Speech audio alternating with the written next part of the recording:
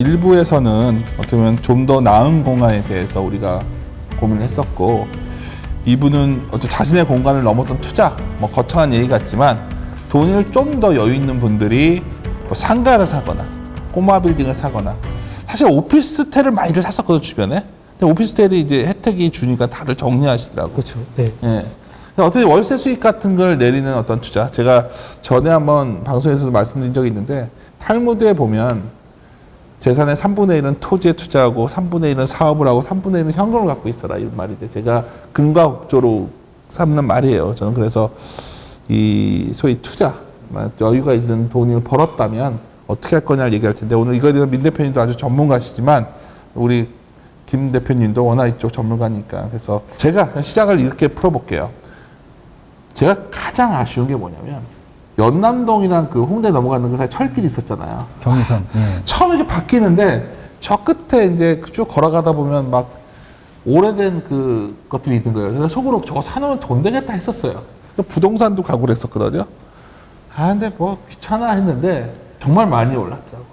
그러니까 상가라는 것도 어떻게 보면 이렇게 뭔가 새로운 변화가 생기면 굉장히 상권이 변하면서 깜짝깜짝 놀랄 때가 있어요. 또 하나는 최근에 연예인들이 이제 막 빌딩을 샀다 팔았다, 이게 기사도 나오지만 주변에 꼬마 빌딩에 대한 수요가 굉장히 많이 늘어나고 있잖아요, 민 대표님. 그러니까 그러다 보니까 꼬마 빌딩 사례들도 의외로 주변에 늘고 있고, 이 유동성, 뭐 그리고 아까는 뭐 몇 년 전에 지식산센터 한참 유행했었잖아요.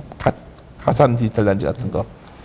그러니까 의외로 그 매달 어느 정도의 임대료가 들어오는 그런 투자들에 대해서 이 유동성의 방향이, 돈이 있으신 분들은 또 주택이 워낙 규제가 많으니까 그런 흐름도 있는 것 같아서, 전반적으로 민 대표님이 좀 이게 어떤 경향인지 한번 풀어가면서 시작할까요? 네. 일단은 지금 결국 상가나 꼬마 빌딩 이런 것들은 기본적으로 주택을 몇 채 갖고 있는 분들이 투자를 하는 시장인데요. 아, 그래야 돼요?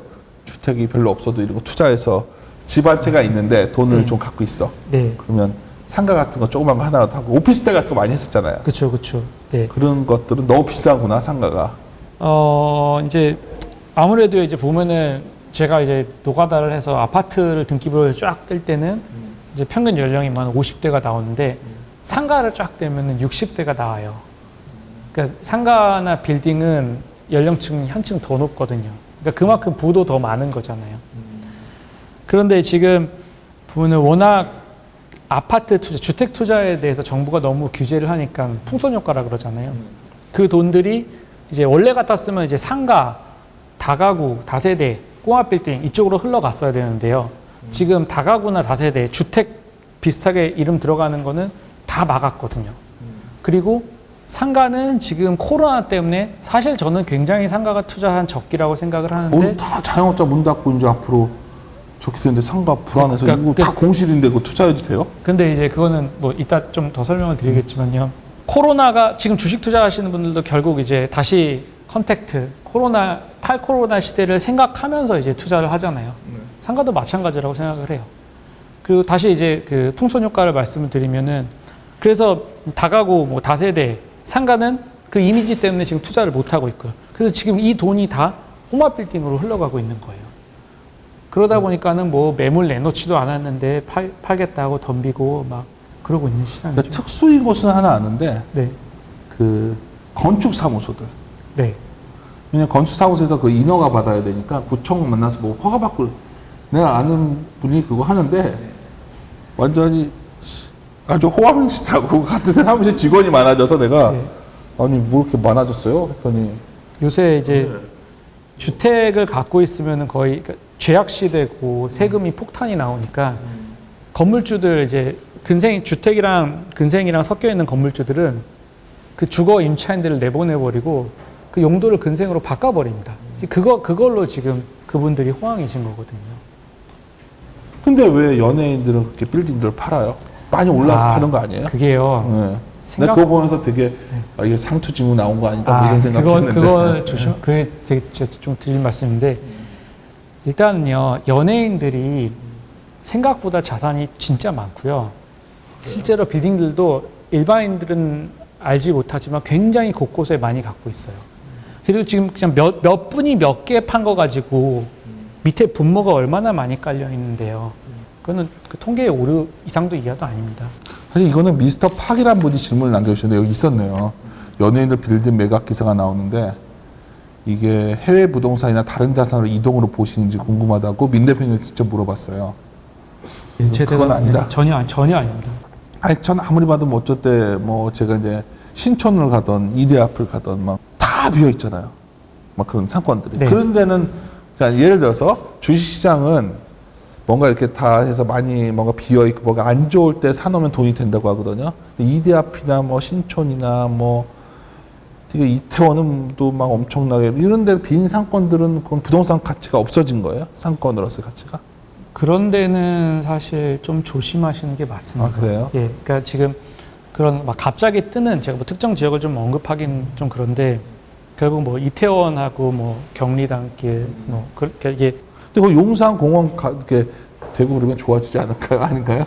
궁금해서 그냥 저는. 근데 아닌데. 그게 용산 공원이 그러니까 뭐 공원이 임대료를 내는 건 아니고 결국 이제 미군이 내던 임대료와 그 미군들을 필두로 해서 이렇게 주변 해외 그 외국인들이 모여서 그런 분위기를 만들고 이제 그런 것들인데 모르겠습니다. 저는 그게 과연 공원이 들어서는 게 악재일지 호재일지는 잘 모르겠는데요. 그렇게 상권이 이렇게 이렇게 움직일 수 있는 곳 투자는 좀 조심하시는 게 맞다고 생각을 해요. 그럼 더 구체적으로 우리 옛날에는 우리 압구정동 그 갤러리아 건너편이 아주 로데오요. 로데오가 예, 예. 오데오를 얼마 전에 갔을 때도 여전히 좀 거기가 많이 가로수길로 이동을 했죠. 야, 그럼 그 상가 투자도 되게 어려운 거 아니냐. 한번 이동하면 완전히 맛이 가잖아요. 그러니까 차라리 배우지에 뭐 주택이 있거나 네. 업무 시설이 있거나 그러니까 움직이지 않는 것들 있잖아요. 그런 거 투자하는 게 훨씬 안정적이죠. 그 어떤 걸 말하는 거죠? 배우지에. 그러니까 뭐 강남역이나 뭐 삼성역, 아, 그거 모르는 사람 이런 누가 데도 있어요? 그 상권, 아까 네. 말씀하신 거 보니까 뭐 20평이 뭐 몇십억 하던데. 네. 그거 누가 그걸 투자할 수 있어요? 민 대표님의 클라이언트만 생각하지 말고, 지금 여기는. 네? 예. 보통 근데- 사람이 상가 하면은 예. 저기 신도시에 있는 상가 같은 건 사면 안 되는 거죠? 근데 이제 생각보다 네. 이게 레버리지가 많이 써지기 때문에요. 레버리지 많이 안 쓰고, 이거 왜 이렇게 많이 쓰라고 그래요? 많이 안 쓰고요. 네. 근데 사실 레버리지를 많이 안 쓰면은 지금 같은 저금리 시대에 이익률이 안 나온다? 예, 그런 것도 있고 굳이 투자할 이유가 요인이 없다. 많이 줄어드는 건 사실입니다. 금리가 올라가면 큰일 나지 않을까요? 아닌가요? 금리가 올라가면요. 단순하게 금리만 올라가고 임대료를 못 올리면 큰일 날 수 있습니다. 근데 뭐 정책 때문에 아까 제가 서두에 풍선 효과 말씀드렸는데 정책 때문에 뭐 특정 부동산으로 이제 돈이 몰리면은 금리가 올라가도 가격이 올라갈 수가 있는 거죠. 근데 이게 물론 이제 채권도 보면은 결국 가격하고 금리하고 반비례하잖아요. 근데 결국 가격하고 금리만 볼 것이냐 다른 변수들도 다 따져야 되거든요. 그래서 뭐 꼭 금리 때문에 가격이 떨어질 거다라고 단정 짓기는 좀 어렵습니다. 사실 민 대표님을 모셨지만 민 대표님은 너무 규모가 크시기 때문에 항상 말을 하다 보면 아니요, 그렇진 뭐 이만한 않습니다. 건물을 보통 이렇게 딱 해가지고 그거를 다 이렇게 리모델링 해가지고 예. 뭐 매각하시고 이런 걸 하시기 때문에 근본적인 구조는 비슷한데 김 대표님 보시기에는 어떠세요? 이런 상가 투자나 이런 것들을 아까 민 대표도 얘기를 했지만 지금 상가 투자 적기가 맞고요. 이렇게 다 비었는데? 이거 내가 이거 두 분 너무 다 좋게 봐보시는 거 아니에요? 왜냐하면은 이게 네. 호황기 때는 일단 매물이 안 나와요. 근데 지금 이게 불황이기 때문에 네. 1층 상가도 공실이 굉장히 많거든요. 그러니까요. 아마 명동 가보시면 아실 겁니다. 지금 60%가 1층이 비어 있어요. 그냥 내가 그걸 보는 거예요. 저 회복 되겠나 싶은 거죠. 되겠죠. 코로나가 풀면. 근데 워낙 입지가 좋기 때문에 되는 것들인데요. 그러니까 이걸 왜 말씀을 드리냐면은 일단은 이렇게 공실이 나고 불황기 때는 매물이 가끔 나오거든요.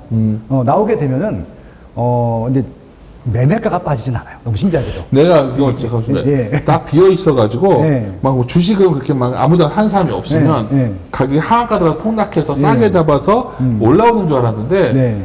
이거 뭐 버티기들이잖아 다. 네. 뭐 임대료도 안 내려, 건물 가격도 안 내려오고 경매 나오는 것들을 할 수 있나 봤더니 네. 경매들도 안 나온다고 매물도 그러더라고요. 없습니다. 그 건물주, 연예인, 재벌 걱정하는 거 아니라 그러잖아요. 특히 명동 같은 경우는 이렇게 이제 구분 상가가 별로 없어요. 그 명동역에 있는 큰 분양형 그 상가들 몇 개 제외하고는 그 조그마한 건물들이 다 통째로 소유를 하고 있거든요. 그러니까 1층이 빠져 있다 그래서 위에 층 임대료하고 하면 사실 버틸 수 있는 사람이 태반이에요. 그렇기 때문에 근데 거기가 과거와 같은 주의를 회복할 때 너무 임대료들이 높은 거 아니냐는 거지. 그러니까 우리가 지금 명동 살 거 얘기하는 건 그러니까 이제 아니거든요. 어떤 말씀을 드리고 그러니까 예를 든 거고 그만 공실이 예, 많다는 예. 명동도 공실이 60%될 때까지 공실이 많다는 것들이고요. 예. 중요한 것은 그래서 매수 타이밍을 줬다라고 하는 것들이고 간혹 조정돼서 나오는 경우도 있거든요.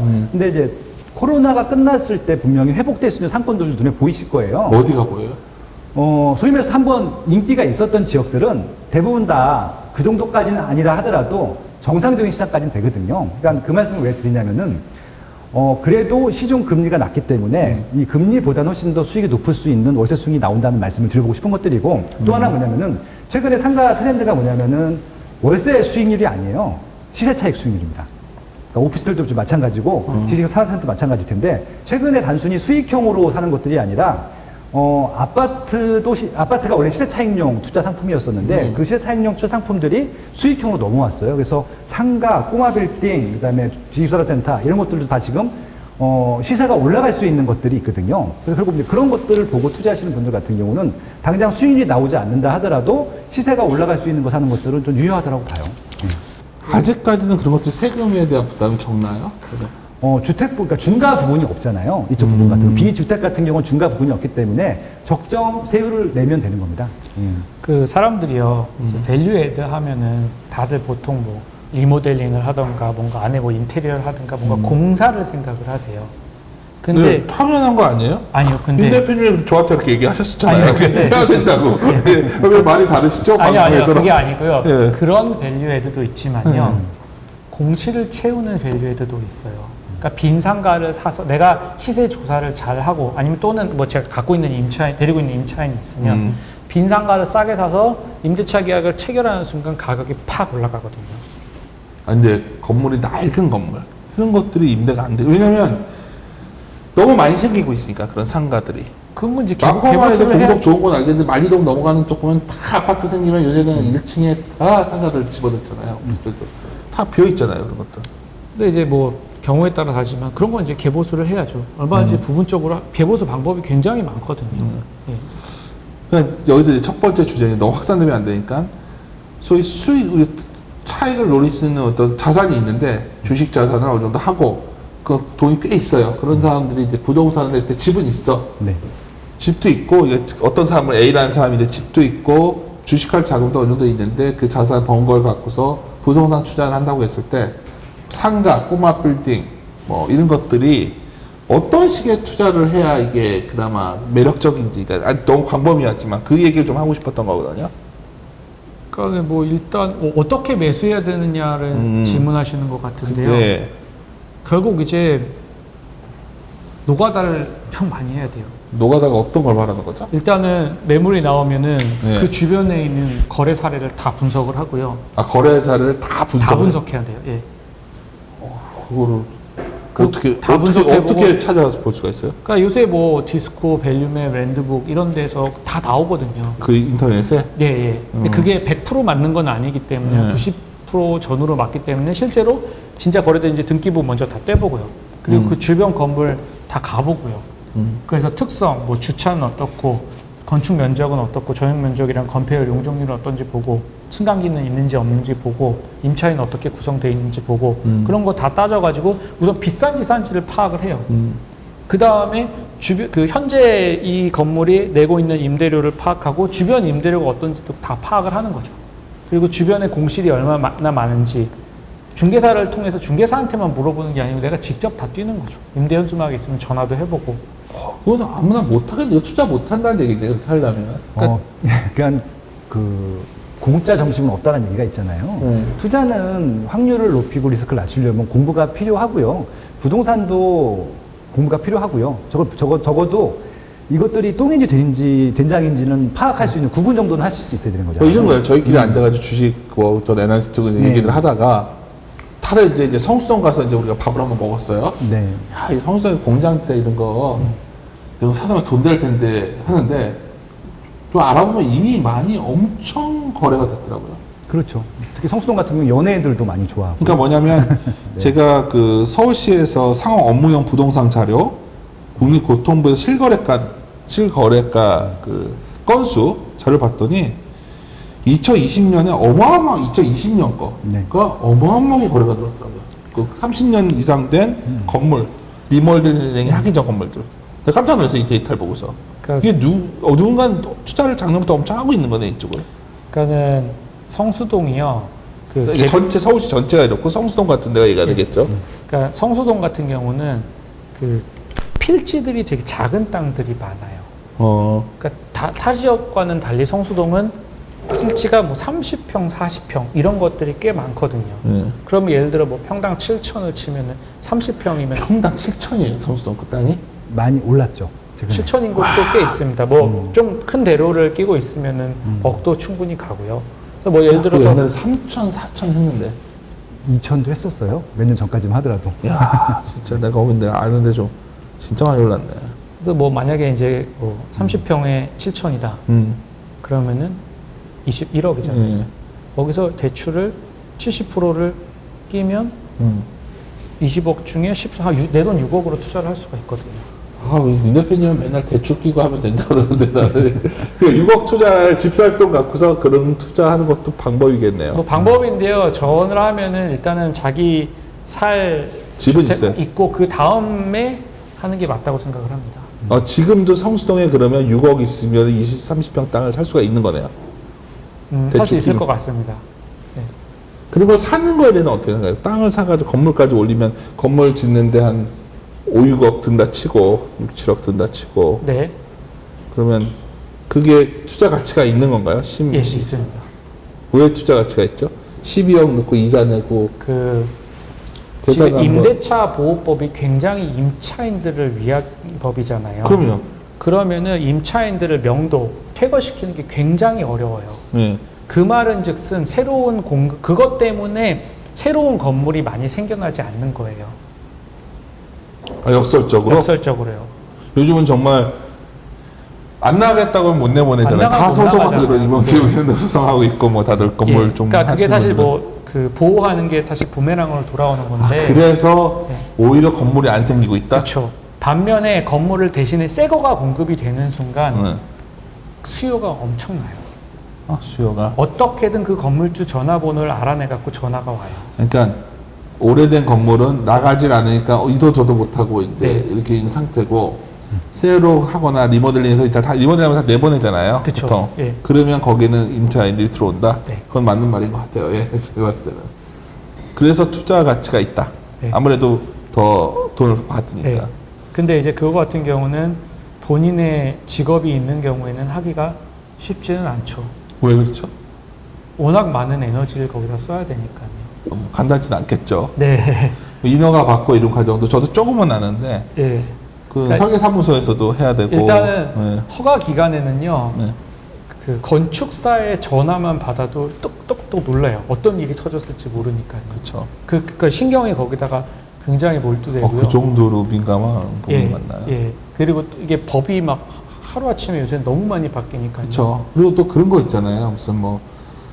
무슨 개발 구역 적혀 있고 무슨 뭐 이런 경우도 있다. 어떤 사람이 건물을 하려고 했더니 샀는데 뭘 모르고 사가지고 예. 한옥을 사가지고 얼마 올려고 했는데 옆에 집에 같이 공동 개발하게 돼 있고 걸려가지고 지고 그거 다니게. 예. 그걸 사야 되는 상황이 돼가지고 엄청 고생을 하다가 결국 설득해서 걸 사가지고 건물을 결국 올리는데 몇 년 걸렸어요. 그러니까 이거 그리고 되게 이게 간단치 않더라고 이게.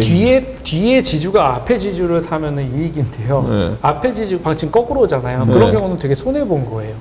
근데 어쩔 수가 없은 게 네. 이거만 따로 못하게 뭐 뭐가 묶여 있더라고 개발이 네, 뭐 네, 그런 네. 것들이 있고 그래서 변호사분들도 요즘 전문들이 많으시더라고요. 네, 이쪽들도. 네, 근데 이제 제가 궁금한 거는 뭐 이건 너무 거창한 얘기고 꼬마 빌딩까지 가는 거 다음 얘기하려고 했는데 보시다 보면 동네 아파트 단지 같은 데 보시면 저는 아파트는 안 살지만 상가 비긴 것들 많잖아요. 그런 것들 이렇게 싸게 사놓고 임대 계속 안 나갈 것 같죠. 그런 것들은 아파트 단지들 마곡만 이런 데도 있고 많이 있잖아요. 뭐 예를 들어서 그러니까 뭐 예를 들면은 그것도 결국 숫자 싸움인데요. 네. 철저하게 숫자 싸움이에요. 주식도 그렇잖아요. 네. 그러니까 이만한 가격에 예를 들어 이만한 임대료였는데 네. 내가 만약에 이만한 가격에 사버리면 네. 임대료 버퍼가 생기거든요. 싸게 사면 그런 건 좋은 네, 거예요? 네. 그런 거 싸게 나오는 것 같던데요? 그런 나올 수 것들은? 있죠. 요새는 나오죠. 그러니까 최근에 이제 내가 그거는 좀 그러니까 관심이- 경매 상가 같은 경우는 그래서 분양 상가를 사지 않고 분양 상가가 어느 정도 활성화된 상태에서 경매 나오게 될 경우에 사는 경우가 제일 좋은 것들이거든요. 왜냐면 분양 상가 자체가 너무 매가가 높다 보니까 월세 가지고는 도저히 수익률이 나오지가 않는 거예요. 분양 받은 네. 사람들이 이제 관리비 못 내가지고 체납된 것들 나오는 그렇죠. 것들 일부러 경매에 날리기도 하고 그렇죠. 그렇게 하기도 하는데 그러니까 결국은 상가나 이런 거 같은 경우는 수익률을 보려고 하면은 싸게 사는 게 중요하고요. 그러니까 경매나 공매를 활용해야 되는 게 그런 것들도 있고요. 다만 아까 말씀드린 것들은 그러니까 상가 같은 경우도 공부가 필요하다고 말씀드렸잖아요. 지금 상가의 매수 타이밍이라고 말씀드렸던 것들은 좋은 상가들이 원래 매물이 없었는데 최근에 일부 나오기 시작한 것들이거든요. 약간 지금 김 네. 대표님도 그런 경매 나오는 것 말고 네네. 좋은 거가 물건 나온 건 좋은 걸 사야 된다는 거죠. 비싼 그렇죠. 거는. 왜냐면 이두분 다 리스크가 비싼 낮아야 아파트 돼요. 사라고 비싼 상가 사라고 지금 계속 근데 이제 어. 제가 그러니까 아까 분양 상가 같은 경우 새로운 아파트 단지 가면 굉장히 오랫동안 비어 있는 경우가 네, 그런 많잖아요. 것들. 그게 왜 그러냐면요. 그 분양 받으신 분들이 이게 얼마인지 판단을 못 하고 사신 거예요. 엄청 많잖아요. 예, 그러니까 이게 비싼지 싼지도 모르고 상가 투자를 하셨으니까는 손해를 보시는 건데 네. 그게 원래 이제 본인은 한 400만 원 임대료 받을 거라고 생각을 했는데 실제 까보니까 임대료가 뭐 250만 원인 거예요. 그러면 비어 있는 것도 많아요. 네, 그러면 이제 비는 거죠. 그리고 실제로 제가 금호동에 예전에 경매를 하나 들어갔었는데요. 제가 타겟한 가격 대비 옆에 분양하는 상가는 70%가 비싸더라고요. 아니 이게 뭐 제가 잘은 모르지만 네. 그러니까 뭐 옆에 두 대표님 계시지만 그런 중간에 계신 부동산 중개분들을 의심하게 될 수 있겠더라고요. 뭐 어떻게 생각하세요, 이건? 그러니까 뭐 그렇지 않은 중개업자분이 대부분일 텐데 네. 그런 경우들도 있을 수는 있죠. 말 그대로 진짜 의심할 수 있는 여지들이 있죠. 잘 모르고서 부동산을 주식하던 사람들이 접근하면 네네. 나중 봤더니 이거 좀 갑자기 얘기해서 생각난 게 있어가지고 이거 근데 뭐 다 같이 다 올랐으니까 괜찮아졌겠지만 네. 이게 참 이게 뭐 말하기에 따라 다 다르니까 이게 참 이게 왜 이게 참 만만치 어떤 분들 만나야 돼요? 이게 참 어떤 식으로 접근해야 돼요? 그래서 기본적으로 이제 이제 인터넷 쳐보게 되면 중개업자 분들이 올리는 그런 어떻게 블로그를 운영하시는 분들도 있고 유튜브를 하시는 분들도 있고 그다음에 또 거래 실적들도 나오잖아요. 네. 아까 이제 민경 대표님이 되게 좋은 얘기 해주셨는데 사례를 미리 연구하라고 말씀을 하셨잖아요. 기존에 거래되는 것들을 보면서 이 지역의 상가가 어느 정도 가격이고 어느 정도 수익이 나오고 어떤 업종들이 잘 되고 기본적으로 파악이 돼 있어야 되는 게 맞을 것 같고요. 전혀 모르는 상태에서 가게 되면요.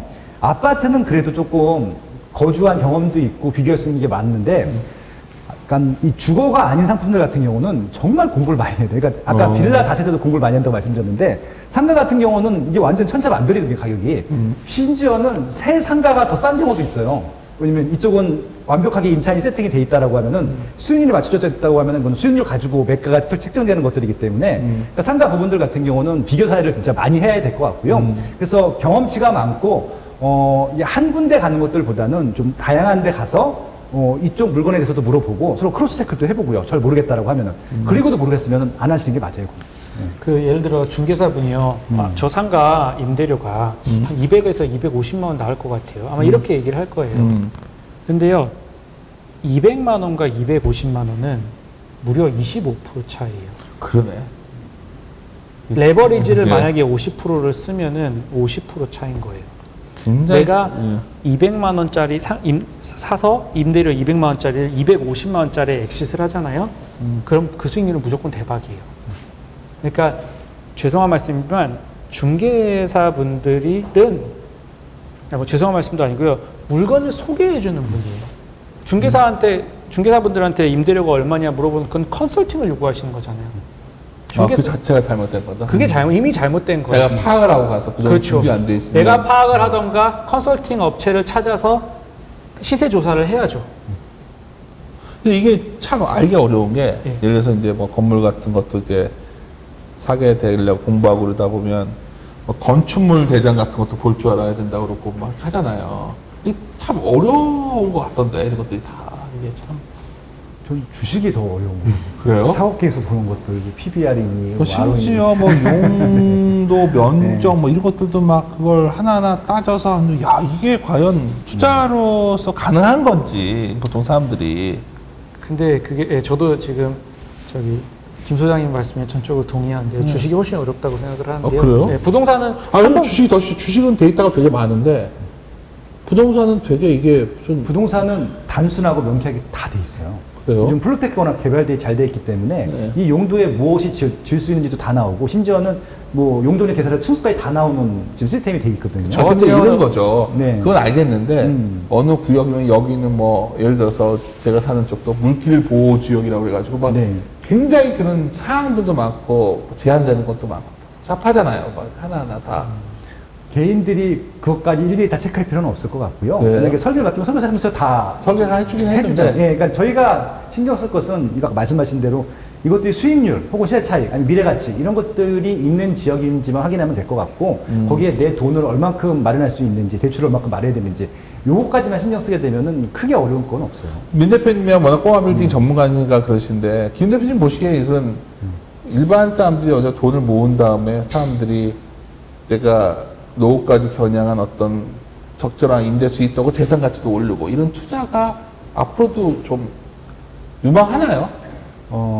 이제 이 부분들 같은 경우는 이제 과거하고 달라졌는데 평생 빌딩주가 되면은 평생 안정적인 월세를 받는 줄 아세요? 그건 아니죠. 이제 그런 시기는 없어요. 그러니까 적당한 시기에 팔아야 된다. 이제는 예, 팔기 때문에 제가 아까 시세 차익 시대로 넘어왔다고 말씀을 드렸잖아요. 네. 그러니까 저는 이미 좀 매수를 몇 번 해보신 분들은 저절로 습득이 되거든요. 그래서 그럼 자연스럽게 공부가 계속 쌓이는데 이것들을 시도 안 하신 분들한테 굉장히 어려운 일인 것 뿐이거든요. 부동산은 무조건 파는 거예요. 파는 스트레스 지식이 나기 때문에 파는 공부, 사는 공부, 파는 공부를 계속 하시는 것들이고요. 팔면은 네. 너무 세금도 많이 내고 있지 않나요? 당연히 그거 감안해서 수익을 보면서 들어가는 거죠. 그러니까 매도할 때 세금 내는 거 다 감안하고 들어가는 것들이거든요. 근데 부동산 세금이 세율이 높아서 그렇지 명쾌해요. 비율이 딱 정해져 있기 때문에. 그러니까 이게 투자로서 하면 부동산도 굉장히 레버리지를 많이 일으켜서야 차익이 많이 나오는 거네요.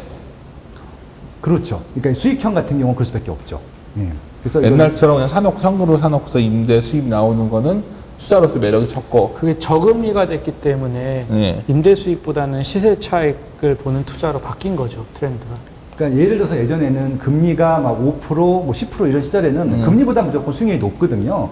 그럼 1년에 10% 이상 수익이 나온다고 하면은 이제 평생 빌딩들 해도 상관이 없는데 지금 금리가 2% 전후잖아요. 그러면 세금 내고 못 내면은 남는 게 없거든요. 그렇다 보니까 시세 차익이 아니면은 이런 부동산 접근은 하면 안 되는 시장이 됐어요. 그럼 부동산도 결국은 주택 외에는 특별히 매력이 없는 거네요. 아니죠. 시세 차익이 많이 난다고 말씀드렸잖아요. 시세 차익이 많이 난다? 예, 레버리지 쓰게 되면은 누가 그렇게 돈을 주고 그러니까 사요? 이거 그렇게 맞나? 살 그 사람? 있잖아요. 예를 들어서 4%가 3% 되는 거하고 8%가 7% 되는 거하고 이제 전자는 33%가 바뀐 거고 후자는 12.5%가 바뀐 거잖아요. 그러니까 저금리에서는 조그마한 금리 차이에 의해서도 그 퍼센테이지 차이가 커지는 거잖아요. 네. 그러니까는 저금리에서는 캐피탈 게인, 그러니까 매각 차익을 내기가 더 쉬운 거죠. 어떻게 보면. 쉬울 수도 뭐 있는 거죠. 지금 이제 최근에 유행했던 것 중에 하나가 지휘사업센터입니다. 네, 맞아요. 저 그 얘기 하고 싶었는데. 지휘사업센터가 다른 부동산보다는 수익률이 높았어요. 5% 전후였으니까 굉장히 높은 수익률이거든요. 최근에 나온 것들은 오피스텔이나 상가보다 높았는데 이 지휘사업센터 가격이 올라가다 보니까 수익률이 3%, 2%까지 내려오게 된 거예요. 엄청 올랐어요. 근데 그게 결국은 내려왔다고 하는 것은 매매가가 올라갔다는 얘기거든요. 맞아요. 예를 들어서 제가 지금 근무하고 있는 데가 지수산 센터거든요. 저는 뭐 월세로 있긴 하지만 그 지수산 센터가 2015년도 입주했는데 그때 4억이었어요. 네. 4억이었었는데 지금 더블 갔을 거예요. 제가 입주한 시기가 2017년도였었거든요. 그때 6억이 있었어요. 그래서 이제 그때는 매물이 한두 개씩은 있었거든요. 그래서 살 수도 있었는데 저는 뭐 거기서 계속 있을 생각이 없었고 한 몇 년 있다가 옮길 생각이어서 월세로 들어갔는데 이게 제가 들어간 다음부터 공실이 아예 없고 계속 그냥 맞아요. 꽉 찼다 보니까 이거 안정적인데 5%면 알아봤더니 2018년부터 매물이 한 건도 안 나오는 거예요. 지금도 없고. 지금 얼마가 됐냐면 12억이 됐어요. 이게. 제가 이걸 아는 게, 예. 그, 금천구에 가산 있잖아요. 예. 근데 아까 우리 얘기했었잖아요, 제가. 내가 거기 한번 갔었다니까요. 가가지고 뭐, 이게 무슨 뭐, 이, 지식사업센터의 장점이 뭐냐면은, 그 소유를, 오피스 빌딩은 그 무슨 누구 거 이렇게 돼 있는데, 호실별로 다 소유가 할 수 있다고 하면서, 지식사업센터 그렇게 돼 있더라고요. 그래서 대출도 상당히 잘 되니까, 뭐 자기가 이렇게 하고 있는데, 그때 매물이 좀 있었어요. 이렇게 됐으니까. 거기서 더블에 팔더라고. 사람들이. 그러니까 이제 기숙사센터가 대출이 80%까지 나오거든요. 그러니까. 그럼 4억짜리면 3억 2천까지 나온다는 거잖아요. 그럼 8천 주고 샀는데 지금 12억이 됐으니까 수익 금액이 8천인데 10억 되면 이게 수익률이 어떻게 되나요? 근데 문제는 내가 지산을 내가 알기 때문에 드린 말씀인데 너무 올랐기 때문에 여기서 사는 건 무리 아니냐는 거지 지산트. 그러니까 이제 그 부분입니다. 거기서부터 이제 수요 공급 얘기가 나오는데 네. 수익형 부동산들은 100% 경쟁 상품이 나오게 되면은 n분의 1을 해야 돼요. 왜냐면은 거긴 들어가는 업종들이 다 기업체들이잖아요. 네. 상가보다는. 그래서 기업체가 계속 끊임없이 입주를 해야 되는데 입주를 하게 되지 않을 경우에는 만약에 이쪽에 신축 지산이 생겼다 그러면 또 수요를 나눠줘야 되거든요. 최근에 저희 제가 당산 쪽에 있는데 물레 쪽에 하나가 새로 입주를 했거든요. 그러다 보니까 세입자들이 글로 가는 거예요. 밑작배기를 합니다. 왜냐면 이쪽보다 임대료를 좀 싸게 해주면 가거든요. 그러다 보니까 여기가 갑자기 임대료가 조금 내려온 거예요. 그런 것들이. 그럼 임대료 내리게 되면 아무래도 매매가가 올라가기 좀 부담스럽거든요. 시세가 올라간다 하더라도. 여기는 그렇게 경쟁 물건들이 나오게 될 경우를 항상 대비를 해야 되는 게 맞고요. 그래서 늘 끊임없이 올라가는 부동산은 없고요. 당연히 수익형 부동산 같은 경우는 또 마찬가지고 이게 어느 시점 되면은 분명히 너무 많이 올랐다라고 하는 부분들이 생기고 고착화가 돼요. 그다음부터 이제 월세도 안 올라가고 매매가도 안 올라가고 오피스텔처럼 그렇게 되는 경우들이 생깁니다. 그러니까 오피스텔이 한참 우리가 이제 노후의 대책으로서 오피스텔 대체 사놓고서 이제 이런 분들 많았었는데 사실 월세는 잘 나가니까 뭐 오피스텔이 그랬는데 뭐 주택으로 인정한다 그래서 다들 이제 팔았잖아요. 그런 것들은 그건 어때 보이세요? 오피스텔 시장은 이제 잘 안 오겠죠, 그거는? 오피스텔, 그러니까 아까 민경 대표도 말씀하셨지만 이 저금리 시대에서는 월세 수익이 낮아요. 오피스텔 같은 경우도. 그러니까 실제 사례고 제 어머님은 이제 오피스텔 2개를 가지고 그래서 나는 월세 가지고 생활비를 쓰시는데 다 노후에 그러신 분들 많았죠. 예. 대출도 없으시죠. 옛날부터 예. 그러시니까 이게 2008년도에 사셨는데 그때 월세보다 더 빠졌어요. 아 그래요? 네. 그러니까 그때는 어디인데요? 65만 원씩 받았었는데 건물이 노후가 지금은 됐으니까요. 55만 원 받으시거든요. 일산이에요. 일산이 진짜 아 그래요. 일산은 참 그래요. 네. 그러니까 왜냐면 주변에 2003년도에 많이 들어오고 2008년도에 오피스텔이 굉장히 많이 들어섰어요. 그러다 보니까 생길 때마다 세입자들을 나눠 가져야 되니까 5만 원씩 빠져요, 정확히. 그러니까 두 번의 지금 대규모 입주 시기에 있었다 보니까 생길 때마다 5만 원씩 빼줘야 돼요. 그게 계속 유지가 되는 것들이고 매매가 좀 올랐어요. 근데 어차피 어머니한테는 매매가가 중요한 게 아니잖아요. 월세가 중요한 것이기 때문에 그냥 갖고는 계신데 이렇게 수익형 부동산 같은 경우는 경쟁 상품, 경쟁 입주 물량이 많게 되면 항상 수익률은 낮아진다는 것들을 감안하셔야 될 것 같고 매매가도 안 올라가요. 그다음부터는. 예, 그런 것도 한번 따져보셔야 돼요. 저는 이거 많이 와 있는 거 아니냐 생각을 들어서 이런 것들은 근데요, 그거를, 그러니까 이거 주식도 마찬가지고요. 결국 개별 회사들에 대해 집중해야 되는 것처럼요. 그러니까 이게 주식 투자할 때 결국 향후에 매출이 얼마나 오를 건지, 영업이익이 얼마나 오를 건지, 당기순이익이 얼마나 오를 건지 그걸 보고 투자를 하잖아요. 그러니까 마찬가지로 수익형 부동산을 사면은 내가 이걸 향후에 임대료를 얼마나 올릴 수 있는지 해가지고 뭐 아까 말씀드린 것처럼 뭐 200만 원에 샀는데 임대료가 200이었는데 난 이걸 250까지 올릴 수 있어. 그러면은 경기가 어떻게 되든 금리가 올라가든 그게 다 커버가 되거든요. 그러니까는 이게 내가 임대료를 얼마나 올릴 수 있는지 거기에만 그냥 집중을 하시면 될 것 같아요. 아 근데 이렇게 경기도 이런데 임대료를 올리는 게 참 쉽지 않잖아요, 이제는. 그러니까 이것도 수요 공급인데요. 공급이 적은 상태라고 하면은 임대료는 세입자들이 올립니다. 왜냐면 들어와야 되니까 공급이 적으면 기존에 있는 세입자보다 내가 더 많이 지불하겠다라고 했을 때 그걸 거부할 수 있는 임차인들은 없잖아요. 그리고요, 지금 그 아까 명동 비어 있는 거 뭐 그런 거 말씀드리면서 이제 뭐 건물주 걱정하는 거 아니라고 했는데요. 건물주들이요, 오히려 이게 임대차 보호법이 세지면 세질수록 예전에는 이 정도 수준 되는 임차인을 받았다면 이제는 이 정도 수준 되는 임차인을 받느니 비워버린다 해요. 맞아요. 그러면 이게 이 정도는 돼야지 이제 받는 거예요. 그러니까는 임차인들 입장에서는 공간이 없어져 버린 거예요. 그것 때문에도 임대료가 올라가는 거죠. 그리고 토지거래 허가 구역 같은 경우 건물주들이 새로 사면은 최소한 뭐 한 개 층을 쓰게 하거든요. 예. 근데 뭐 그거를 사용하는 사람도 있지만 사용하지 않는 사람들도 많다고요. 그러면은 그 공간도 또 다 날아가는 거잖아요. 그러니까 어떻게 보면 뭐 자산이 임차 공간이 또 없어지는 건데 그런 식으로 어떻게 보면 공간이 사라지는 효과도 있거든요. 그렇기 때문에 그런 데는 오히려 임대료가 올라가죠. 사실 오늘 들으신 분들이 저 사람들 뭐 지금 주식시장 얘기는 안 하고 왜 저런 거 하지만 뭔가 우리가 이제 자산을 어떤 전체적으로 뭐 여러 자산을 어떻게 배분한다고 했을 때 뭐 집 한 채 또 있는 분들에서 주식을 어느 정도 버는 상태에서 수익형 부동산 한번 해보고 싶다 하는데 이 시장이 그렇게 만만치는 않네요. 공부하셔야 되고요. 근데 공부하신 분들한테는 분명 기회는 있어요. 아직까지 레버리지 대출을 활용할 수 있는 여지가 있고 아, 그래서 수요 대비 공급이 적은 데도 분명히 있거든요. 그런 지역들은 선점한다라고 그런 하면 데가 어디예요? 시어데이 공급적인 데가? 꽤 많이 있죠. 그래서 일자리가 증가하는 지역들. 이게 구체적으로 좀. 그러니까 강남구도 일자리가 증가하고 있고요. 용산구도 증가하고 있고 판교도 증가하고 있어요. 거기에 괜찮은 부동산은 올라갈 것 같아요. 상가 이런 상업용 업무시설 근데 부동산인데. 상가가 엄청 비싸더라고요. 좋은 네. 데는. 그러니까 제가 더 저렴한 데들도 있는데 네. 그런 지역들은 말씀을 못 드리고 왜요? 제가 비싼 데만 말씀을 드립니다. 왜냐면은 단기간 몰릴 거거든요. 이 방송 최소한 10,000명 이상 보실 텐데 그러면 제가 안명 안 봐요. 그거 저희 그렇게 많이 보는 채는 아니에요. 한 명 들으셔도 거기 올라간대요. 그렇게 되면 제가 방송에서 언급하는 순간 멋있는데요? 저는 여기서 아무리 저희가 어떤 시장이 뭐 저래도 안 먹히는데. 그래서 제가 방송에서는 비싸고 좋은 것들만 언급할 수밖에 없는 이유가 네. 거기는 어차피 들어갈 층들이 한정이 돼 있거든요. 네. 근데 저렴한 것들을 말씀을 드리게 되면 힌트만 드리는 것들이고 그렇게 되면 단기간 또 수요가 몰리잖아요. 몰리면 분명히 또 폭등을 하게 되고 거품이 생길 수도 있고 제가 그걸 바라지는 않거든요. 그래서 제가 그러니까 그렇게 제가 말씀드리죠. 추천드릴게요. 어디? 각자 자기 사는 지역에서 그 오래된 상가들 있잖아요.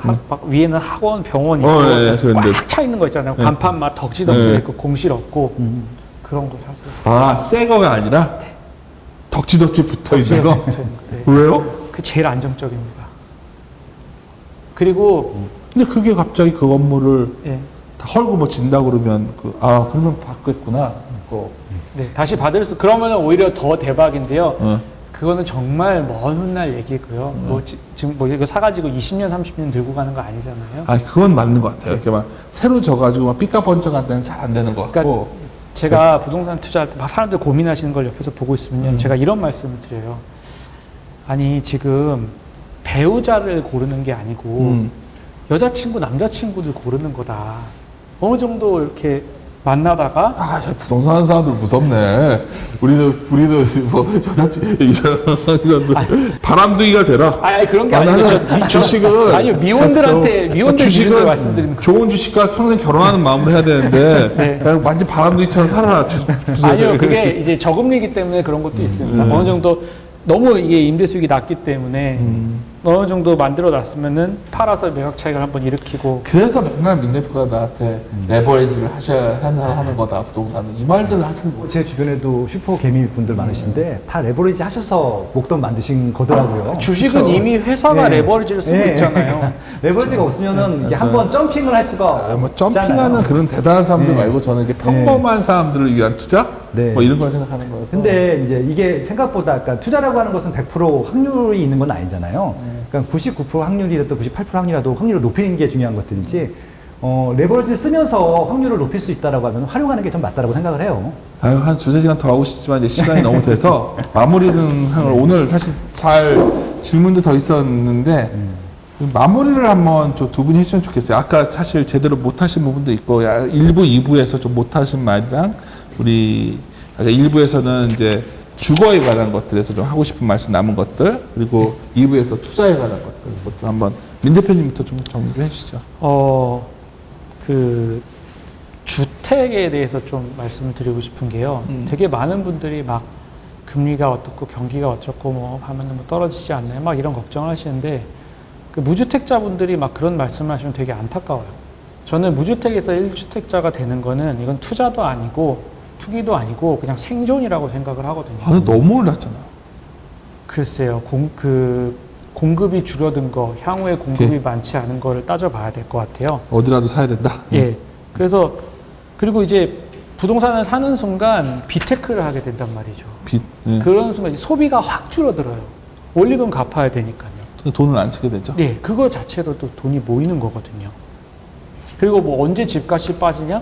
제 생각에는 뭐 일단 양도세, 그 다주택자에 대한 양도세가 풀려야 될 것 같고요.